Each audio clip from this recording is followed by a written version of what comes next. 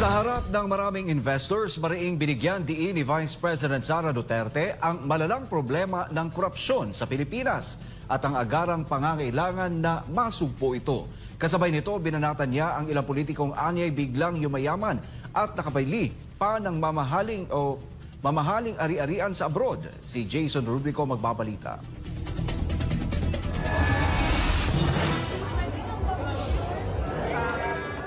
Dumalo si Vice President Sara Duterte sa Davao Investment Conference at Davao Agri-Trade Expo 2025 sa isang malaking mall sa Davao City.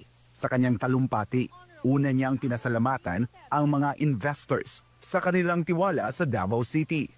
I'd like to thank our foreign and local investors outside of Davao City for your interest in Davao City as an investment destination. It is truly heartwarming for us to know that you trust Davao City with your investment and finances.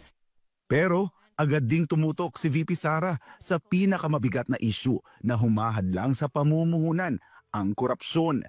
Aniya, malaking banta ang korupsyon sa trade at investment.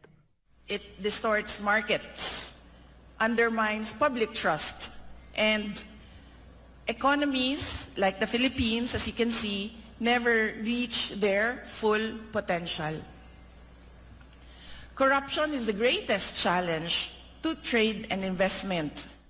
Giit ni VP Sara, ramdam ng mga investors ang dagdag gastos, kawalan ng katiyakan at hindi patas na patakaran dulot ng katiwalian.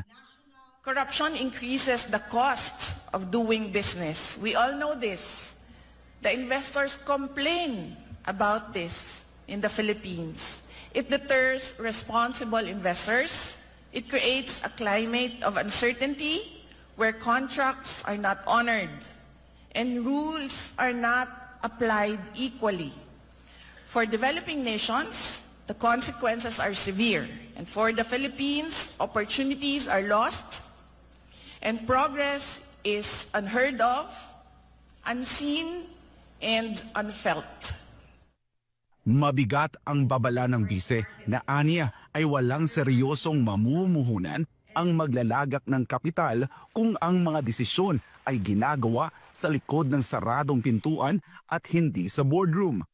No serious investor will choose to commit capital where laws can be bent and where decisions are made not in boardrooms